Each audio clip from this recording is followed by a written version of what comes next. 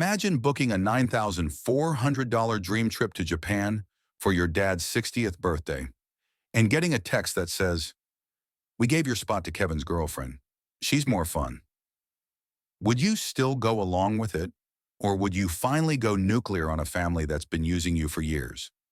As you listen, ask yourself, what would I have done? At the end, drop your verdict in the comments. Too far or finally fair? I replied, got it. That night, I canceled the entire trip. Flights, hotels, everything. When they came back from Japan, the locks were changed. The rent had tripled. Their cards declined at the coffee shop. This isn't a story about a vacation. It's the moment the family ATM finally unplugged himself.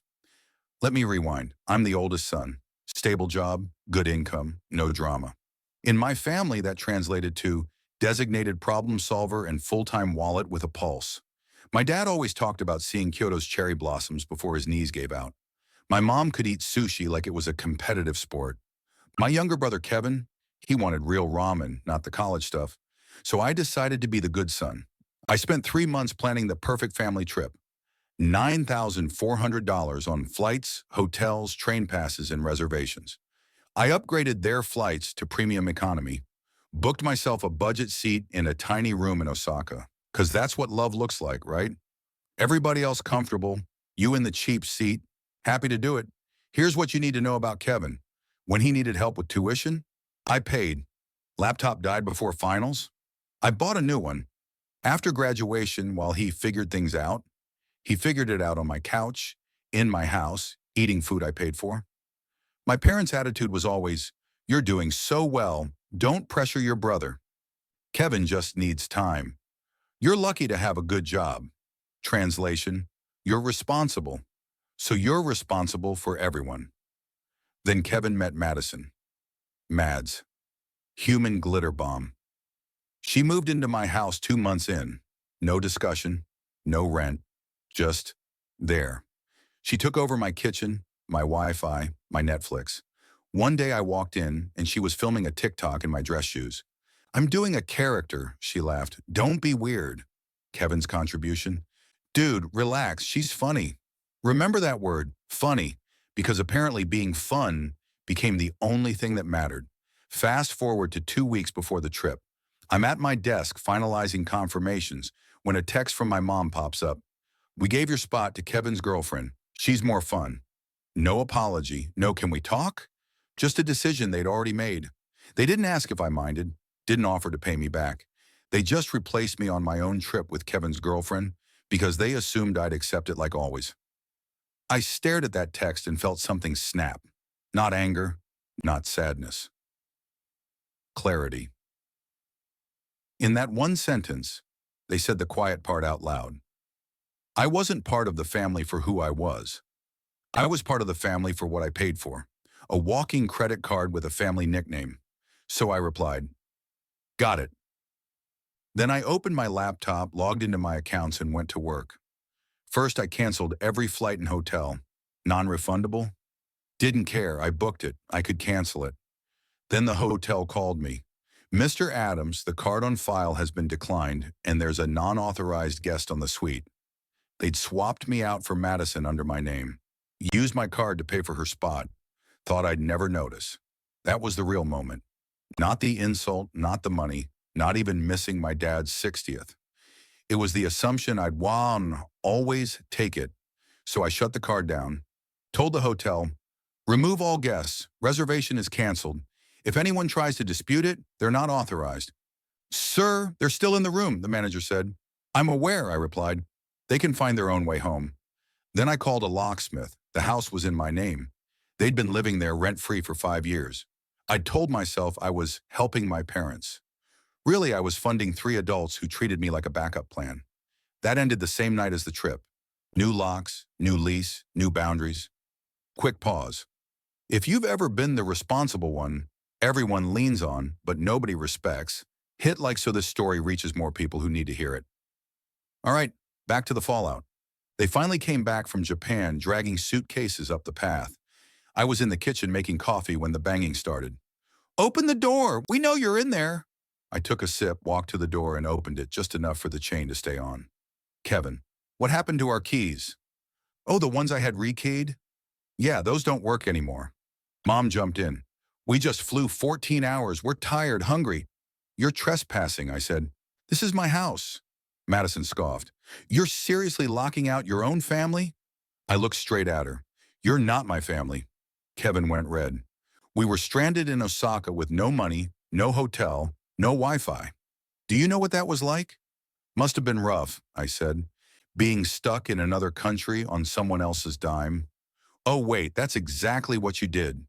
He ranted about how I humiliated them, how they couldn't get a cab, how their cards froze. Yeah, I said. That's what happens when the cardholder reports fraud. Mom gasped. Fraud? Don't be dramatic. So I showed them the email from the hotel. Unauthorized guest. Charges disputed. Cardholder contacted.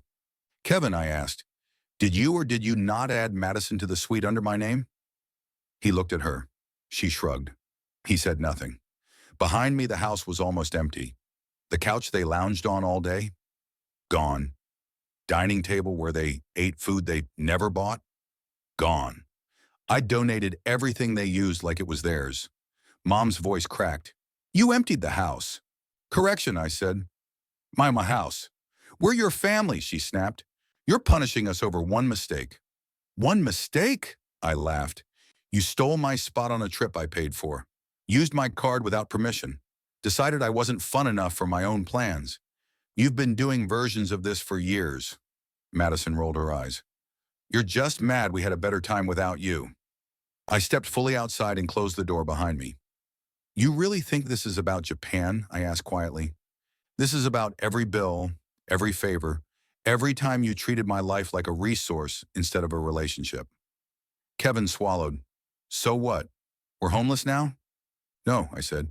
You've got 2 weeks. Rent is triple. Utilities are on you. Guest suite's locked. If you want to stay, you pay like adults.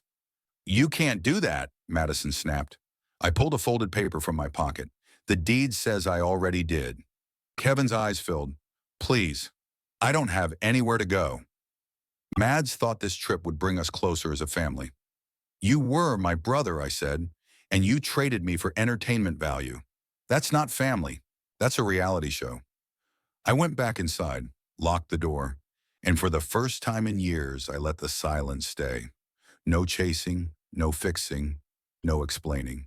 Just done. In the weeks after, the fallout kept coming. Their cards stopped working.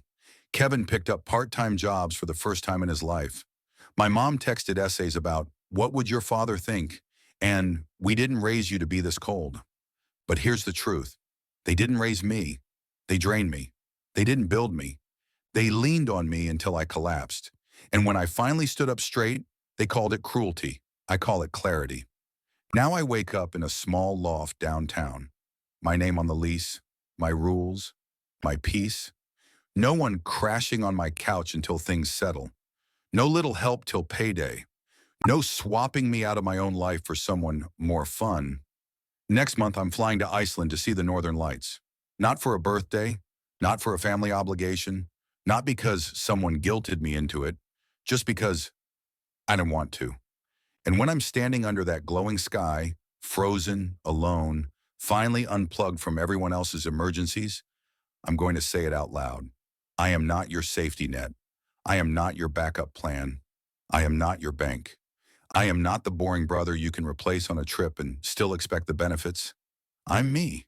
And for the first time in my life, that's enough.